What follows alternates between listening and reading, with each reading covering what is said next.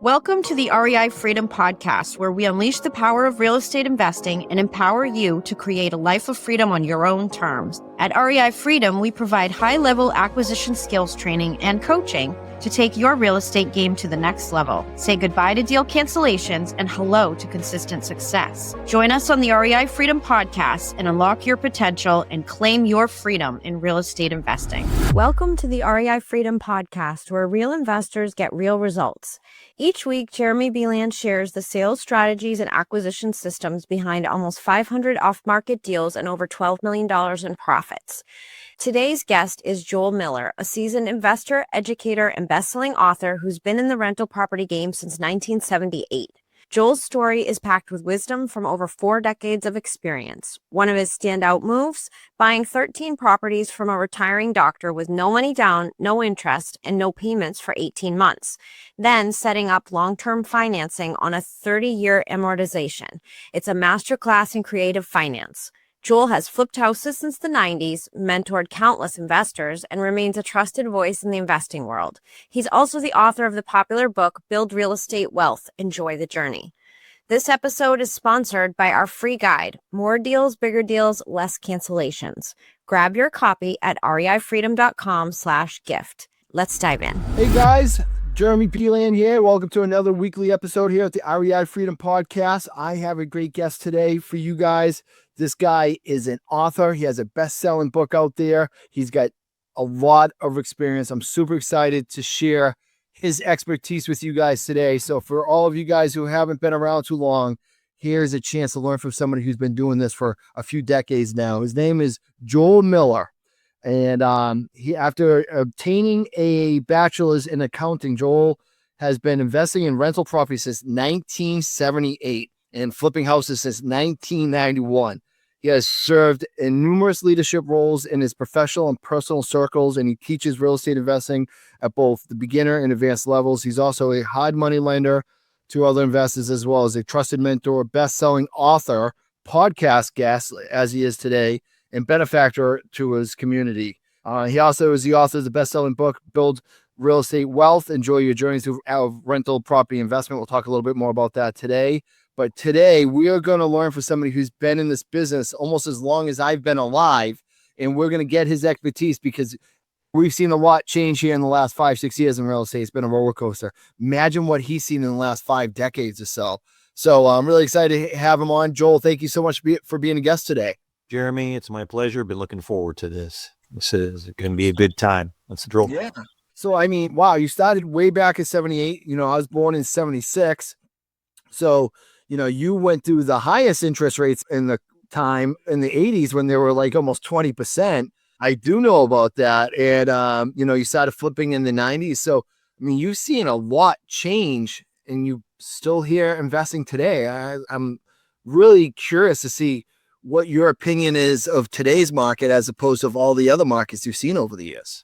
Yeah, I bought my first rental property in 1978. And so it's coming up on, I'm in my 48th year doing that. And when I bought that, Jimmy Carter was president and battling inflation, and prime was like 22%. You know, I found a good deal. It was a good deal. And that's what I would say is a good deal at any time. You know, you shouldn't be out of the market because you think the interest rates are too high or the market's too hot or whatever. But I can remember that when I bought my own first personal residence in 1983, I was pleased to get 12.5% interest. It was thrill. And of course, as interest rates went down, I refinanced that down and had a little. Yes, I've been through a number of market cycles. I've been through 2008 and all that. That's the way you asked about the current market. I almost feel like now is pretty darn normal. Yeah, that whole 3 or 4, however many years it was when prime was 3.25% up till a couple of years ago, that's not normal. And interest rates on mortgages that we had at that time, that's not normal. Where it is right now is actually, I would say, kind of comfortable environment. And of course, real estate is very much local. The markets and even the interest rate lenders are charging can be very localized. So I'm in Erie, Pennsylvania, halfway between Cleveland and Buffalo, right along Lake Erie. We chugged along with slow and steady increases in our property values, and we don't have to deal with a lot of spikes and valleys, that sort of thing. I get that makes an extra challenge for people in other parts. It does. So you started your journey back in 1978. What made you decide to get into real estate investing way back in the day? Well, there were two things that happened in junior high that really set me on my two main paths that I've had in my life. Number one is an investor built 4-unit townhouse buildings right on my paper route at the edge of our subdivision. And of course, I got all those tenants as customers on my paper route. But I have a distinct memory in about 8th grade of in my bedroom kind of sitting down and doing the math on what this whole rental property thing was, because we all lived in single family homes with our parents and the parents owned the house. It's just looked like different. It was just on some extra lots that nobody had bought to build a house on at the edge of our subdivision. So that's how they appeared there. And I said, I want to do that. But I had to stick that in my back pocket because I'm in 8th grade. I got to get there. The other thing that happened right about the same time is when the older kids in the neighborhood built a pirate radio station in his basement with a flagpole in the backyard for an antenna. Pirate means it's an unlicensed, illegal radio station. It had low wattage. I got to hang out there, and that's where I decided I wanted to be a disc jockey. So I actually got into radio production in high school and went to college, someplace where I could be on the radio at the college and in the town at the college town. And also then about halfway through college, I got hired back at the big 50,000 watt FM top 40 radio station here in Erie. I came back to Erie after my sophomore year and finished my 4-year degree in accounting at a local college. And then right before I graduated from college, my part-time work at the radio station went full-time. And so now, not being the weekend guy anymore, I was able to take the calls from the kids at like high schools that wanted the DJs to come out and do record hops in their gyms and that sort of thing. So I went I did one and it changed my life. I tell you, Jeremy, I made $75 and I said, this is it. And I started promoting that, and I quickly found out I could make more money in one night than I was making all week at the radio station. Wow. So I actually only stayed in radio one more year, up until 77, and I pioneered the mobile DJ business in this part of the country. Wow. Did like 5,051 appearances in 35 years. Retired from that in 2011. But I had bought my first rental then a few months later in 78. And that's part of the premise of my book, Build Real Estate Wealth. It talks about how real estate doesn't have to be an all or nothing thing. You can choose to add it to something else that you're passionate about, like a career or a job you don't want to give up. And you just want to augment the income you're getting from that, but also build your retirement that you may not be getting at all from your job. I certainly, as a self-employed person, was completely responsible for my own retirement. So that's part of the premise of the book, is that you can work toward leaving your W-2 job as soon as possible with the tools that I give you in the book, but you can also just add it to something else you have going. So as I say, I retired in 2011 from the DJ business, and then I expanded my rental property business. But back in 91, started flipping houses before flip was a real estate term, which really only happened after they used it in TV show titles, flip this, flip that, whatever. We used to call it quick turn.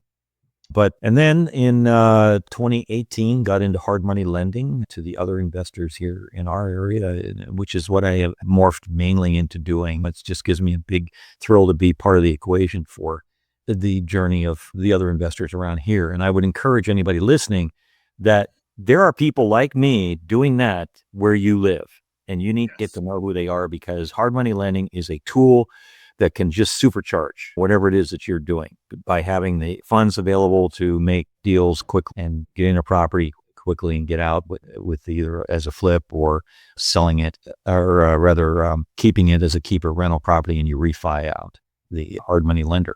But so I do that, and the book was a COVID project sitting around in 2020. I nothing to do. I started making notes, and it took me about 4 years. It came out last fall. You and I are talking ahead of time a little bit about the book, and the backstory is that I'm 71. Okay. And you could probably figure that out from when I was going to school there. But my only child my son is 19.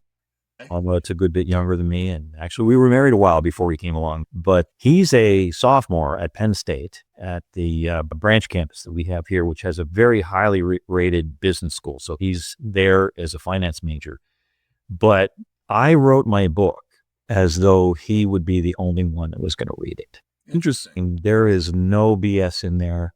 there is nothing in there that I wouldn't tell my own son to do with his life and investing. I mean, the book covers more than just, hey, here's how you buy property, and here's how you have the property, and here's how you have the tenants, here's how you get rid of the property. It starts out with mindset and even takes you through entity formation if you need to form an entity to get going. A lot of discussion about getting education, some education. You don't have to know everything. That's another point I'd like to make to anybody. Don't think you need to learn everything about this before you take your first step. Just learn enough that you're not going to totally crash and burn, but once you start doing it, you will learn. And if you get involved with your local professional organization, like with other like-minded people, like a local, doing the same thing you've done, they have done the same thing you've done, they want to stop doing what you want to do and sell their property to you, you will learn each step along the way what you need to know.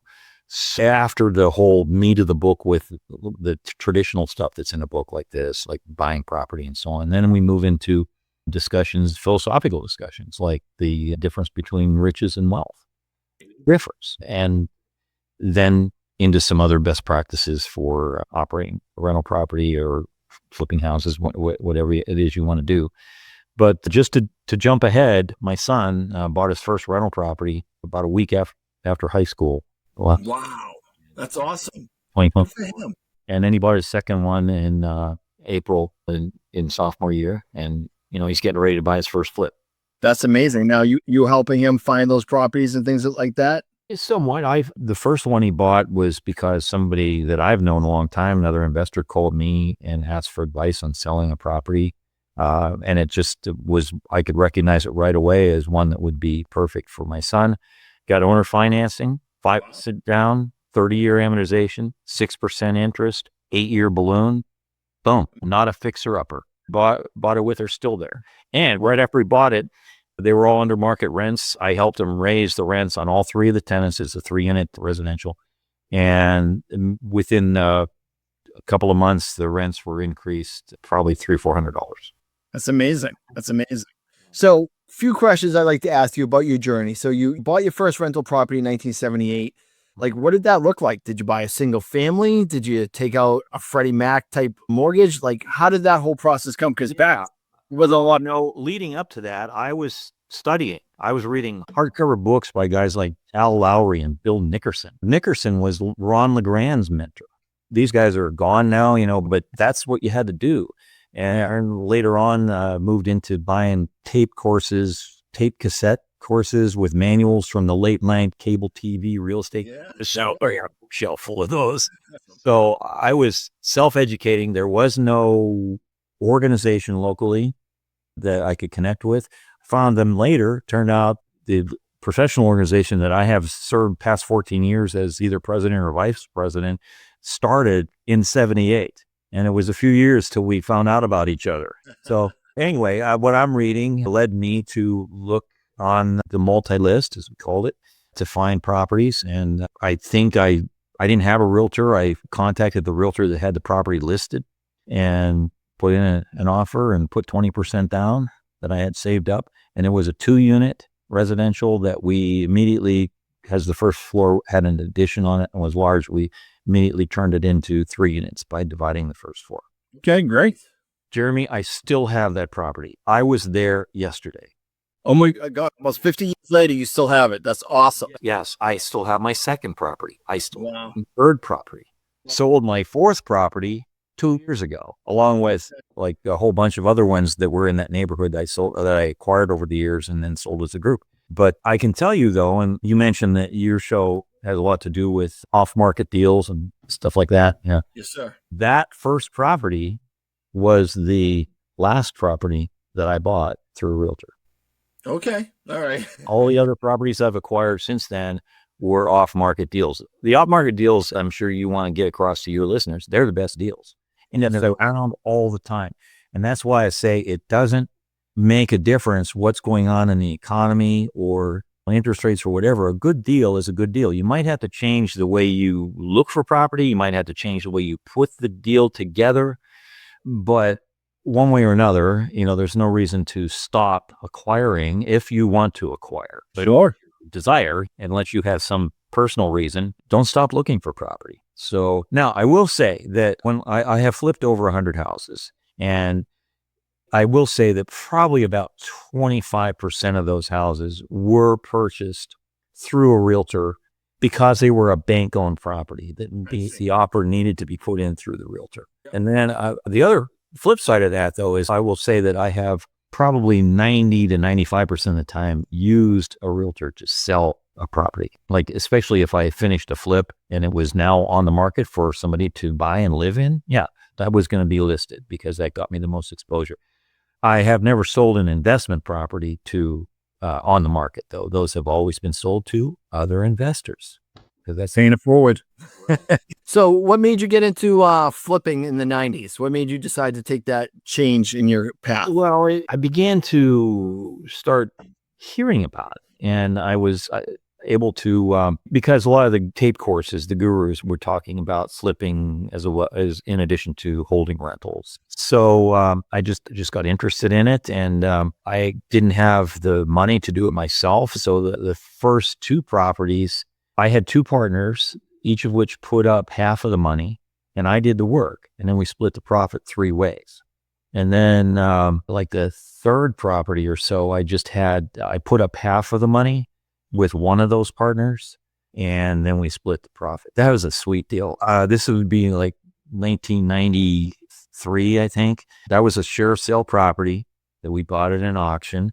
And it was late in the year when I got it. And I remember my dad helped me. It was the last property my dad helped me work on before he passed later that year.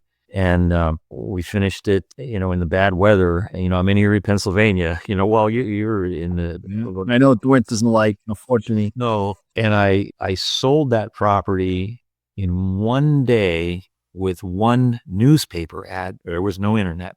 One showing for full price, and split a $32,000 profit, which... It was a lot of money in the 90s. Right. Over 30 years ago. Yeah, that was... Yeah. It's amazing. So... did I mention it was in a snowstorm? One showing in a snowstorm. And you still made 30 grand. Yeah. One ad, one phone call. So have you been doing majority of your investing in your local market in Erie, Pennsylvania all this time? Always, yeah. Okay. So your portfolio of rental properties that you bought and hold over the years, have they always been multifamily, single families, or a combination of both? The ones I sought after were all multifamily. There was one time when I bought the entire rental portfolio of a retiring doctor. Wow. There were 13 properties, 14 units altogether. So only one of those was a 2-family, and 2 of them were single family homes, which I still have a couple of them. And the rest were row homes, which are like a condo. There were 10 of them in the same neighborhood within a block or 2 from one that I already owned there. The one that I told you it was my 4th property I finally sold a couple of years ago. Yep. That property was also a row home, and it was like having a bunch of units, like an apartment complex, because all the rents were like right there within a block or 2 of each other. And I acquired some other ones in the neighborhood in addition over the years. Amazing. So a couple questions on that, right? So, you kept your properties over 40 years, some of them, a majority of them. It sounds like you didn't really look to sell too many properties along the way. You really kept a hold of properties. Any reason why you didn't sell any to buy bigger apartment buildings, right? I'm sure you were probably in a position over the years to upgrade into apartment buildings, but you decided to keep your properties long term. Well, first of all, they're income producing. Well, they're doing well. There was no reason to sell them off. But secondly, to your point about using money to buy better properties, that's what I did with the money from the flips. You see, those were purchased with the intention of selling them right away. And you get a big paycheck from that, but you're done. There's no residual income from that. Right. And the properties were increasing in value. I was increasing the rents. I've taken care of them, and none of them were a money pit. But now, getting back to my son, he's preparing to buy all those from me, and I'm selling them to him. I'm not giving them to him. In a few years, when he gets out of college, I will give him a nice deal, but it'll be owner financing. And that's because, we already are, or they will be by then, paid off. So we'll be able to do the owner financing and be in first position. And that's his life. Yeah, it's amazing because I've been Get a check every month. Yeah, which is awesome, right? I've been in this business for about 10 years now, and I do own some rental properties, nothing to probably the extent that you do, but you don't see a lot of people hold on to them as long as you do. Typically, people will, after about 10 years, when the maintenance starts to rear its ugly head, they start to unload them to buy something else of that nature. But also, just people get burned out, right? Just like anything else. I mean, be a landlord for 40 years. I'm sure you've seen a lot of things over the years and had a lot of headaches as a result of it, but you've decided to stay put and just continue to hold on to them. Yeah, it's because they were successful properties. If I had a problem property, I can't say that I wouldn't try to unload it for one reason or another.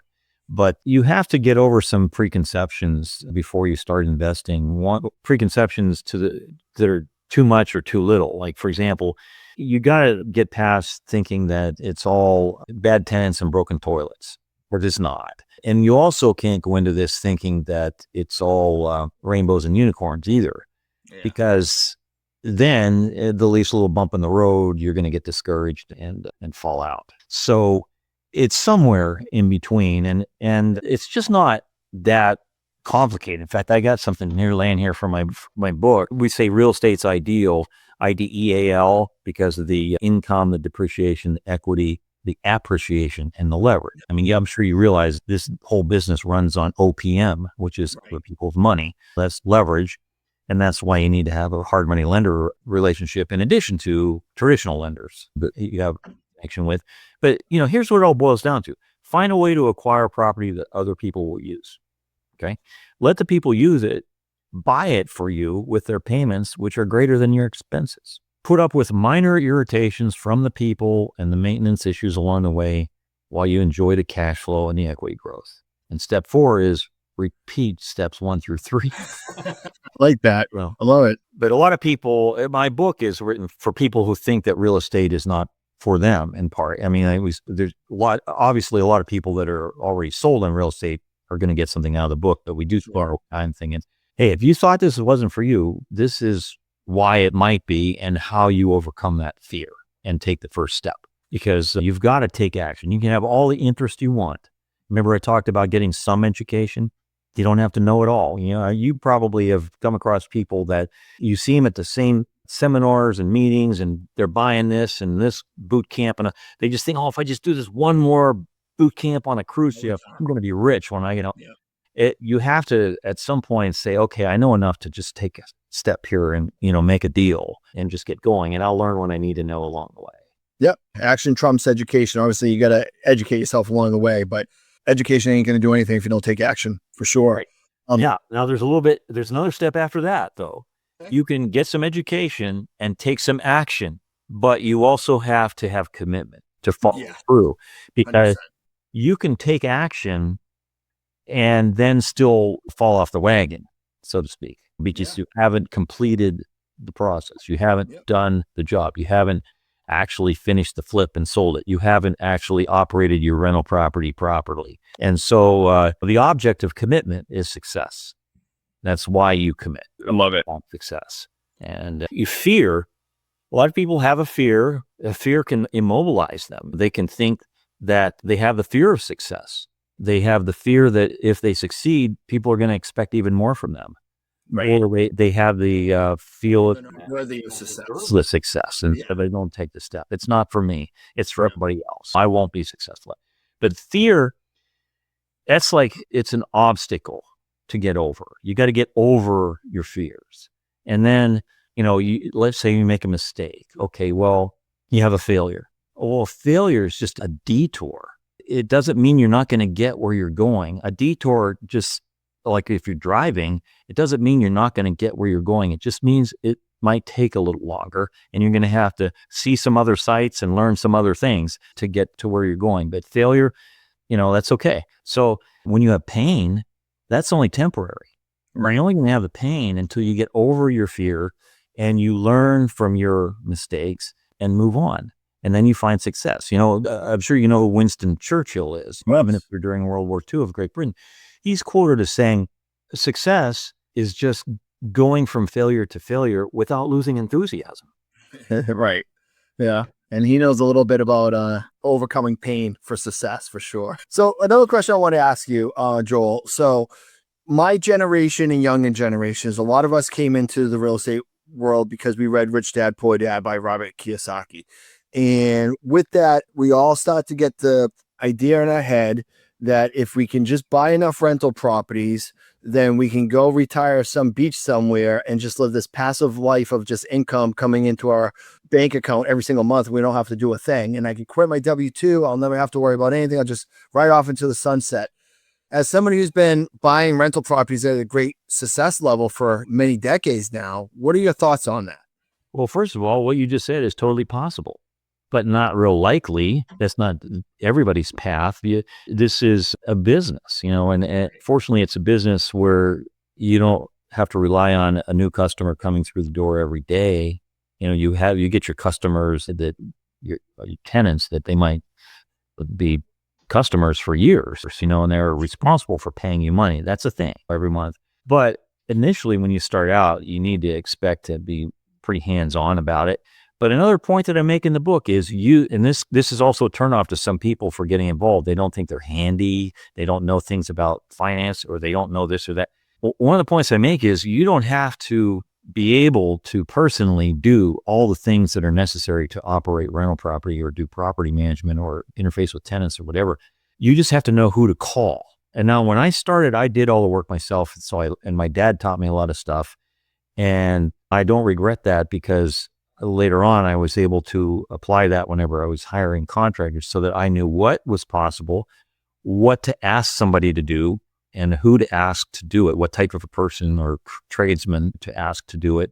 And eventually I learned what a reasonable amount of time is for doing the project and what it should cost. But now, if I can't fix it with a screw gun, goop glue, or duct tape, man, I'm calling somebody. So in response to your question, it's wrong to think that's the way it is for everybody in that scenario you described, but that is possible, or something somewhere in between. And the way that that's achieved is when you scale and you not only money, but other people's skills and time. And so eventually you have somebody doing all your maintenance and taking the calls for it. You have somebody doing all your property management and taking the calls for it. They all get paid, so it comes out of what you could have made if you were doing it yourself. But you got to ask yourself, what's my time best spent doing? 100%. 100%. So transitioning from a book that's fiction, Rich Dad, Poor Dad, to a book that's based on real world experience and real life stuff, your book, for somebody who's listening today and says, you know what, I really want to get into owning my first rental property, or buying many rental properties, or scaling the portfolio they have now. Does your book give them instructions on every one of those goals? All of the above. Yeah. Right. And by the way, I'm going to say this. I believe that anybody that owns a copy of Rich Dad, Poor Dad should also have a copy of my book as a companion to that, because my book is a little bit more, or a lot more, of the actual nuts and bolts of how to do this. It's kind of become the go-to reference book for changing your life with rental real estate, because it's sort of the big book. In fact, I'll hold it up here. We own it.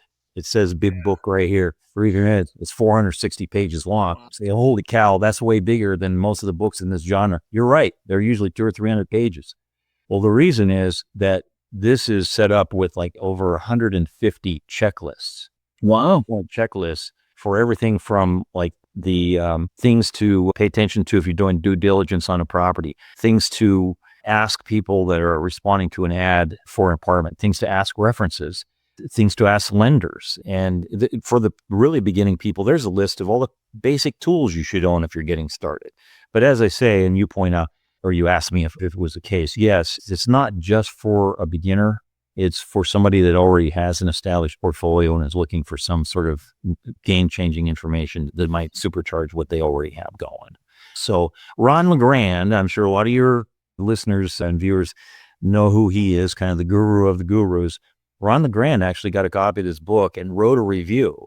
And what he wrote was, I wish that I would have had his book when I was getting started. Amazing. So it's not the kind of book you read and say, oh, that was great. And you put it on your bookshelf and it's there. I did that. I read that. This is the kind of book you read and then you put on your desk. Right. Whereas so it's like you park it on your desk because you're going to refer to stuff in there. Like maybe when people are calling, every time somebody calls about an apartment, you open it up to that page and make sure you go through those questions. You, Joel, after this podcast, I am ordering 4 of them, one for myself and one for each of my 3 oldest kids who are college level or higher. Well, I hope you have Amazon Prime because then there'll be any shipping on it. That's where the book's available. It's on about 12 or so different platforms, but the most widely sold one is on Amazon. But I have a website that is one site. Yeah, it's very simple. It's joelmillerbooks.com. JoelMillerbooks.com. And on the homepage there, you can click on a button that will actually show you the entire table of contents, which is fairly detailed, so you can see exactly what you're getting into with this book. Amazing. And then you click on another button, there's actually 2 or 3 of the meatiest paragraphs, sample content from every single chapter. So you can see that. Amazing. All the buy buttons on the site, if you click on the buy button, it just takes you to the Amazon site. Okay. All right. Well, we're going to put all that information in the show notes. And I recommend that everybody go and order this book because, like I said, I'm going to. I can't wait to read it. It's really exciting. Obviously, I'm one of those people who's looking to scale my portfolio as I'm getting here older in life because I want to be like you when I'm 70. And which is only 20 years away, which sounds crazy, but I'm not too far behind you. So you can maybe move you can be the go-to hard money lender guy in your area. From your properties, you got a pile of money, just make yourself part of somebody else's equation. Oh, I want to add something. You had asked me about what I was doing, why I kept the properties for all that long. I gave you the answer that I did regarding they were making money and so on. But the other thing that was going on was I was harvesting the equity, with credit lines and different mortgages, refinanced mortgages, lending out on it, that I would be able to pull off that money tax-free and use that to buy other properties. And then especially if you have credit lines, you only have the money borrowed as you need it. Like for a flip, you borrow all the money to do the project, you sell it, then you can pay your credit line back down to 0 and you're not paying interest on that until you borrow the money again. As opposed to, hey, I got a mortgage against the equity in my property and all it is a new monthly mortgage. And whether you're using the money for something or not, you still got to pay the mortgage. Correct. Yeah, amazing. So great advice there, why to scale your portfolio and how you can leverage all that equity over time to make you even scale more and do more. A couple quick questions as we wrap up here, Joel. Obviously, you have a ton of experience. So what do you think is, if you could go back and do it all over again, what is one thing that you've learned that you'd like to have a redo button, if anything? Think bigger. Think bigger? Yeah. As much as I can write about fear and that sort of stuff. I recall when I was in my 20s and so on, and I'm doing the mobile DJ business and trying to buy more rentals. I probably just could have thought bigger and done more deals, bigger deals and so on. But I also say that I truly wanted to be an entertainer and I put a lot of time and effort into that. I know that if I didn't have that and I had more time to put into the rentals, I probably would have done a lot more with it over those early years. But that's what I would have done differently, is just charge a little harder. All right. And what is like one piece of advice you could give to people today from your years of experience that you've learned along the way? My advice is don't take advice from anybody you wouldn't want to change places with. Oh, I like that. That's a good one. I have not heard that one before. I like that. And I'm talking about personally, locally, people you're talking to that say, oh, you're not going to make any money buying a property. They're going to be calling you with a stuffed toilet at 3 a.m. Yeah. All right. I love that. Good advice. All right. Last question. So we call this podcast REI Freedom, and we call it because you can get freedom through real estate investing, and freedom through real estate investing means different things to different people. It could mean financial wealth. It could be time wealth. It could just be the ability to spend more time with family. As somebody who's been in this business now for about 50 years, what does REI Freedom mean to you, Joel? Well, I'm often asked something similar to that question, and I have a response. And this also comes up when maybe the local investors talking with me about a situation they're having with a tenant or a contractor or somebody that they have a relationship with. I say, look, if I had a choice of losing all my money or losing all my relationships, I would lose all my money in a heartbeat, because my relationships will help me get my money back. And if I had a ton of money and nobody to enjoy it with, that would be really empty. So I would say that don't make a withdrawal from a relationship just to make a deposit in your bank account. I love that. Great advice. Well, Joel, thank you so much for being on our podcast today. Ton of great stuff. And I'm really excited to read your book. Thank you so much. Thank you, Jeremy. It's been a pleasure. All right, guys. Wow, what a great guest. Joel Miller. We're going to have all his information in the show notes. I'm actually literally going to buy his book right now and start reading it as soon as it comes in. I highly recommend you do the same. Anytime you can learn from somebody who's been doing this business for 40 or 50 years, you need to jump on that opportunity, because those people are few and far between. And think, he's all his years of knowledge in one book that you can just pick up and use to build your life of real estate investing freedom as well. So hope to see you guys next week on the next week's episode. Until then, remember, massive imperfect action, and consistency is the way to get there. See you then. Bye-bye.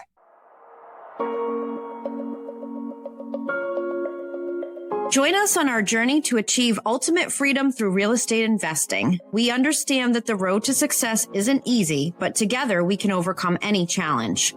Please subscribe, rate, and review our podcast to help us grow and reach more aspiring individuals. Visit our website to access additional resources and join our email list. Follow us on social media at REI Freedom for more updates.